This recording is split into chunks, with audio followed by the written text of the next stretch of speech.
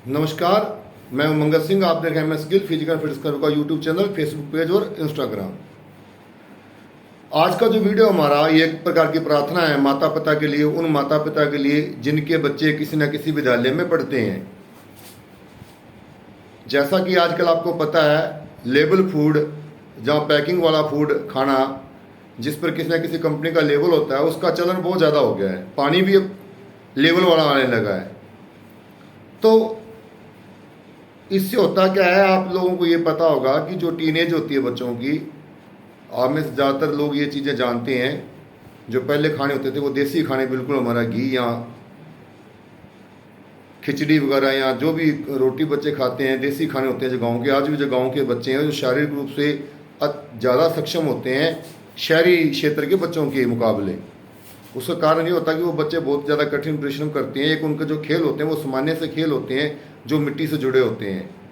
दूसरा, वो खाते हैं, वो चीज़ें खाते हैं जो शुद्ध चीज़ें मिलती हैं। दूध उनको घर का मिलता है पीने के लिए। उसके अलावा वो दूध, घी और लस्सी, ये जो आम चीज़ें हमारे गांव के अंदर जहाँ जो व्यक्ति के लिए ज़रूरी हैं, जो संतुलित आहार के अंदर आती हैं, जिनमें सभी पोषक तत्व होते हैं, ऐसी चीज़ें वो खाते हैं। तो लेवल फूड भी आजकल गाँव में भी पहुँच गया है, दूसरा शहरों में ज़्यादा है। तो लेवल फूड बच्चों के साथ ना भेजें, क्योंकि ज़्यादातर आजकल जो बच्चे निजी विद्यालयों में पढ़ते हैं, तो निजी विद्यालयों में जो खाने का ब्रेक होता है वो भी 2 बार होता है। एक बार लंच टाइम और उससे पहले फूड ब्रेक के लिए छोटी सी एक 5-7 मिनट की 10 मिनट की रिसर्च होती है। तो उसमें कोशिश करें आप लोग कि बच्चे फल लेके जाएं। फल नहीं तो जहाँ कोई ड्राई फ्रूट या कोई चने वगैरह लेके जाएं, क्योंकि चने सस्ते भी पड़ते हैं। दूसरा, चने के एक ही दिन ख़राब नहीं होते अगर फल नहीं लेके आप आ रहे। ज़्यादातर देखते हैं बच्चों के हाथ में पैकिंग वाली चीज़ें होती हैं, बिस्कुट वगैरह होते हैं, चिप्स कुरकुरे या कोई अन्य पैकिंग वाली चीज़ें होती हैं। टॉफ़ियाँ होती हैं, बच्चों का जन्मदिन होता है तो टॉफ़ियाँ स्कूलों में भेज दी जाती हैं, पैकेट टॉफ़ियों को। उसके बजाय अगर कोई पौधा लगवा दिया जाए कहीं, तो ये सबसे अच्छा ऑप्शन रहता है। तो जैसा कि हमारा विषय है कि जो लेवल फूड होते हैं, जब बच्चा लेवल फूड का यूज़ करता है, कोई बिस्कुट लेता है या कोई चिप्स करके कुछ भी लेता है, एक तो उससे जो स्वास्थ्य की हानि होती है, क्योंकि बिस्कुट में ज़्यादातर जो बिस्कुट आते हैं वो मैदे के आते हैं। तो मैदा क्या होता है, जो पचता नहीं है, वैसे के वैसे आंत के अंदर स्टोर होता है। उसका जो उत्सर्जन है वो अच्छे से नहीं हो पाता खाना पचने के बाद में। दूसरा, जो आजकल हर स्कूल के अंदर एक डंपिंग पॉइंट बना हुआ है, कूड़ा गिराने के लिए एक जगह बनी हुई है स्कूल के अंदर ही। तो वहाँ अगर आप लोग जाके देखें, हम देखें तो कूड़े के ढेर लग जाते हैं, जिसमें से ज़्यादातर कूड़ा वो होता है जिस कूड़े को कभी ख़त्म नहीं किया जा सकता।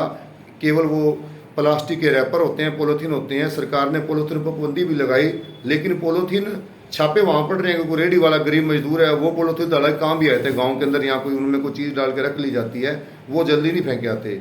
लेकिन जो बिस्कुटों के पैकेट के पॉलीथीन होता है या चिप्स के कुरकुरे का पैकेट का पॉलीथीन है, वो पॉलीथीन ना तो बाद में कोई काम आता है, हालांकि रिसाइकिल तो सब्जी वाला भी नहीं हो रहा, लेकिन वो फिर भी कहीं ना कहीं उसको थोड़ा बहुत संभाल कर घर में रख ले आता है। कोई ना कोई चीज़ डाल के कभी किसी को दे दी, कोई मांगने के लिए आया, कोई भिक्षा के लिए आते हैं, उनको खाना वगैरह डाल के देते हैं, किस तरह उसमें काम थोड़ा बहुत चल जाता है। लेकिन जो चिप्स कुरकुरे के पॉलीथीन होते हैं किसी प्रकार काम नहीं आते। स्कूलों के अंदर, हर स्कूल के अंदर एक डंपिंग पॉइंट बना हुआ है अलग अलग स्कूलों के अंदर। वहाँ पर आपको ढेरों ऐसे कूड़े के रूम में ऐसे ढेरों चीज़ें मिलेंगी, ढेर सारा लिफाफा पॉलीथीन मिलेगा आपको। आप दिल्ली में जाओ, इवन आप हिसार में भी चले जाओ, फतेहा से जब जाएंगे तो बाईपास पर ही आपको पॉलीथीन को जला के इतना कूड़ा, जो उसमें जितना भी कूड़ा वहाँ पड़ा है, बड़े बड़े डंपिंग पॉइंट पर जो ढेरों कूड़ा पड़ा हुआ है, उसमें 70% से ज़्यादा पॉलीथीन का कूड़ा है। अगर वही आप बच्चों के लिए बिस्कुट भेजते हैं, तो फल भेजते हैं बिस्कुट या कुरकुरे चिप्स की बजाय, तो जो फलों के छिलके होंगे वो सारे के सारे एक जगह डस्टबिन में डालकर, जगह जगह हर शहर में गौशालाएँ बनी हुई, गाँव के अंदर गौशालाएँ बनी हुई हैं, वो जो छिलके होते हैं तो वो गल सड़ जाते हैं, अगर वो वैसे भी कहीं फेंक दिए तो खाद का काम करते हैं, पौधों के अंदर डाल सकते हैं। दूसरा, वो जो अगर उनको गलने से बचा लिया जाए, उनको समय पर कहीं भेज दिया जाए, आवारा पशुओं को डाल दिया जाए। क्योंकि पिछले कुछ दिनों से जो हमारे यहाँ हरियाणा के अंदर, हरियाणा, पंजाब, राजस्थान में, जो हरियाणा में तो फिर भी काफ़ी मात्रा में यहाँ गेहूँ का उत्पादन होता है, हरियाणा पंजाब में, राजस्थान में इतनी दिक्कत हुई।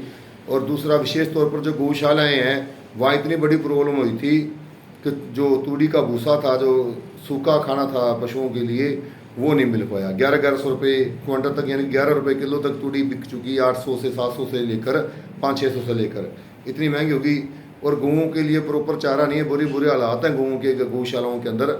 अगर वही फलों के छिलके अगर वहाँ से भेज दिए जाएँ गौशालाओं में तो कुछ हद तक, ज़्यादा तो 5-7% तक काम चल सकता है। हम जो भी घरों में भी रोटी वगैरह खाना बनाते हैं, रोटी पकाते हैं, जो भी उसका आटे के जो बचे हुआ शेष होता है या रोटियां होती हैं सूखी हुई, वो सारी कूड़े में फेंकने के बजाय बच्चे वहाँ स्कूलों में भी खाना लेके आते हैं। कई बार कुछ चीज़ वेस्ट हो जाती है, नीचे गिर गया खाना, तो उसको भी फलों के छिलकों के साथ में हम गौशाला में भेज सकते हैं, जिससे गौओं के जो हालात है वो भी सुधर जाएंगे।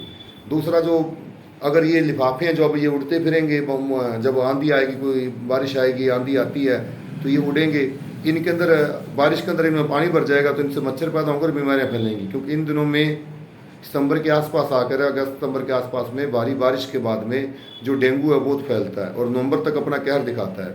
आमतौर पर अब आजकल अगर बुखार होता है, दूसरे दिन आप टेस्ट करवा लो तो प्लेटलेट्स काउंट है जो डाउन आ जाता है।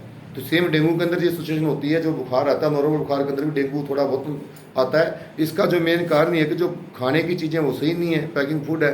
दूसरा, वो पैकिंग फूड है जो को इधर उधर बिखरा रहता है, उसमें पानी भरने से मच्छर पैदा हो जाते हैं और उसको जलाने से प्रदूषण होता है। तो इसलिए जो पैकिंग फूड है ये बच्चों के साथ ना भेजें। माता पिता के लिए विशेष ये विनती है, उनके साथ फल ही भेजें या उनको खाना दें घर का। अगर आप कुछ नहीं भेज सकते, आप उसके एक्स्ट्रा भेजने में असमर्थ हैं, तो कृपया ऐसी चीज़ें मत भेजें जो ना तो उनके खाने के लिए सही है और ना उसके बाद में जो उनसे अवशेष बचने हैं वो भी वातावरण के लिए और समाज के लिए सही है। धन्यवाद।